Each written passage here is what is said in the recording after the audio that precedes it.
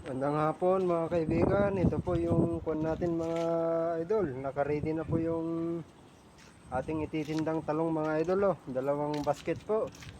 Malalaki mga idol oh. Yan po, naka-ready na po. Ititinda po natin sa overpass to mga idol. Oh. Kung ating isa sa isang basket mga idol oh. Mga idol, yan po mga idol natin titindahan. Bali nasa kwanto mga idol, mga nasa 30 kilos mga idol. Tag 15 sila mga idol, 15 kilos, 15 kilos mga idol. Binta natin mamaya dito sa overpass mga idol. Para may pandagdag tayo pambiling pagkain mga idol.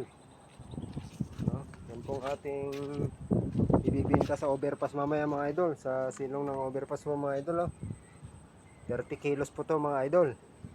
Yan pong aking update po sa aking talong mga idol. Hanggang dito na lang. Magandang hapon sa ating lahat.